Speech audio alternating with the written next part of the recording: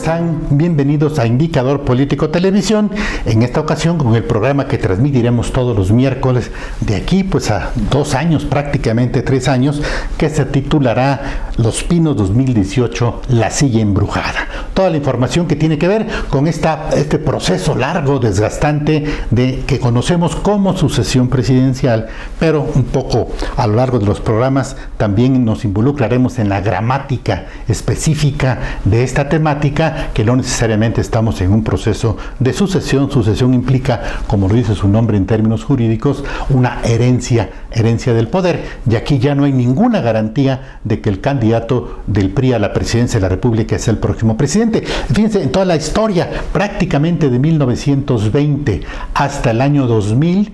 la designación del precandidato, ni siquiera el candidato, del precandidato del PRI a la presidencia de la República era la elección. Cuando, todo el aparato político, la sociedad sabía que en el momento en que los sectores, entre comillas, del Partido Revolucionario Institucional daban el nombre del feliz agraciado con la precandidatura, en ese momento la sociedad sabía que ese era el candidato presidencial, y no solamente el candidato, sino era el próximo presidente, porque la oposición no tenía la capacidad para entrarle a una competencia por el poder.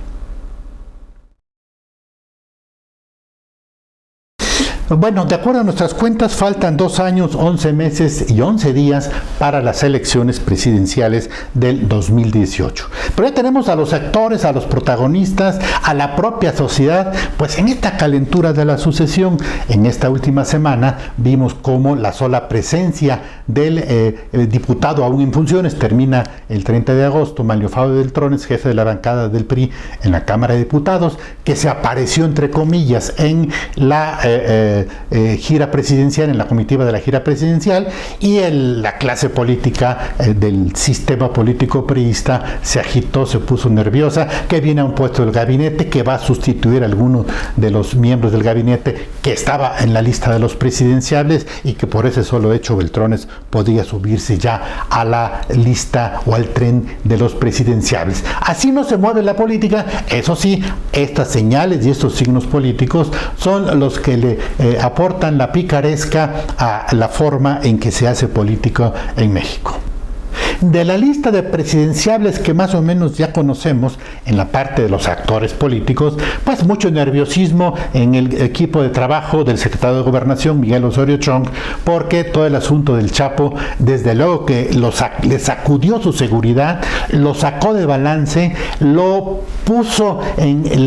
el cajón de las dudas presidenciales, porque la responsabilidad se le acreditan a Osorio Chong como secretario de Gobernación en la medida en que el aparato de seguridad, donde se incluyen las prisiones, quedó subordinado a la Secretaría de Gobernación, con un enorme descuido, o sea, hay que decirlo, de la Secretaría de Gobernación para atender el tema de seguridad en materia de penales y en materia de seguridad también relacionada con los principales capos detenidos. Así pues, la fuga del Chapo sí afectó desde luego la fortaleza política de Miguel Osorio Chong. No podemos decir, no nos corresponde a nosotros, es decisión presidencial, si sigue o no sigue en la lista. Como se ven las cosas, no lo obligaron a renunciar, no está él en la línea de acción de tener que renunciar al cargo, pero de todos modos, desde luego que sí, será un punto negativo, si es que en el corto plazo, que sería de aquí a finales de año, no se recaptura a Joaquín Guzmán, el Chapo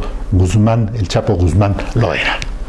En términos de actores políticos, bueno, hubo una irrupción un poco más sólida, ya en la línea del 2018, del jefe de gobierno del Distrito Federal, Miguel Ángel Mancera, que es jefe de gobierno por haber competido por el PRD, pero hasta la fecha sigue sin ser perredista. Mancera hizo un reacomodo en su gabinete, sobre todo por 2 circunstancias. Primero, el resultado del 7 de junio adverso al PRD, favorable a Morena, y segundo, la debilidad del PRD, del propio Mancera como gobernante en nombre del PRD en la Ciudad de México, por el fortalecimiento del grupo de Morena y sobre todo la presión de López Obrador, que puso en la lista negra cuando menos a 2 funcionarios muy importantes del gabinete de Mancera, el secretario de Gobierno Héctor Serrano y la secretaria de Desarrollo Social Rosa Isela. En este sentido, el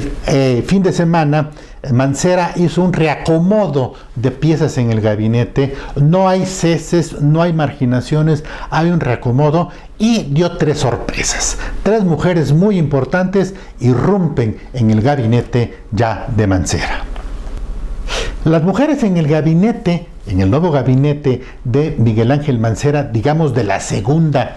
parte de su administración, ya cumplió 3 años prácticamente, pronto dará su informe, tiene que ver desde luego con el 2018, pero alertando a sus seguidores de que no todo es la candidatura presidencial. El PRD parece estar marcado por la maldición de Carlos Navarrete, de que dijo que todo indicaba que en el 2018 el PRD iba a perder la jefatura de gobierno porque no tenía figuras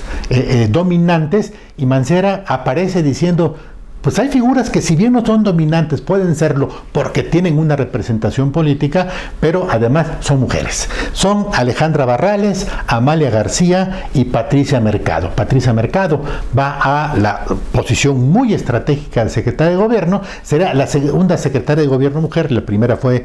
Rosario Robles, cuando Cuauhtémoc Cárdenas pasa a candidato presidencial en el 2000, Rosario pasa a ser jefa interina de gobierno, y hasta donde se tienen datos hizo una gestión cuando menos bien calificada, no le estalló ningún conflicto y el PRD siguió manteniendo el control político del Distrito Federal, porque el candidato era López Obrador, aunque López Obrador después desdeñó a Rosario y lo obligó a salirse del PRD. Hay 3 mujeres pues en el espacio para el 2018 de la jefatura de gobierno. Una de ellas, Amalia García, del Foro Sol, forma parte desde luego del PRD. Alejandra Barrales anda medio coqueteando entre que sí y entre que no, y Patricia Mercado viene de otra corriente, pero con una figura política femenina y feminista muy importante, que desde luego la coloca de modo natural en la lista de candidatas o de posibles candidatas o de precandidatas del PRD a la jefatura de gobierno del Distrito Federal. En materia de partidos, hay una serie de reacomodos, o los partidos entran en una lógica que tendrá que ver con el 2018. En el PRI, ya sabemos, César Camacho, candidato a diputado plurinominal, ganó, será el jefe, hasta donde se tienen datos, de la bancada del PRI en la Cámara de Diputados, y por lo tanto ya no podrá dirigir el Partido Revolucionario Institucional. Ahí es en donde apareció la figura de Beltrones, pero en el mapa político, en el ajedrez político del presidente de la República, pues hay figuras que también pueden ser muy importantes. Está el secretario de Agricultura, Enrique Martínez, está el secretario del Trabajo, Alfonso Navarrete. Hay 2 o 3 figuras del grupo cercano al presidente Enrique Peña Nieto que pudieran decirse que tienen posibilidad y capacidad para acomodarse en la presidencia del Comité Ejecutivo Nacional del PRI. En el PAN también hay una lucha por el relevo muy fracturada ya, 2 grupos hasta donde tienen datos confrontados. Si el que gane podría generar las suspicacias y las críticas del que pierda, y desde luego esta división limitaría mucho al PAN en cuanto a esta necesidad de cohesión y de reconstrucción a nivel nacional para poder aspirar con posibilidades y con competitividad a la elección presidencial del 2018.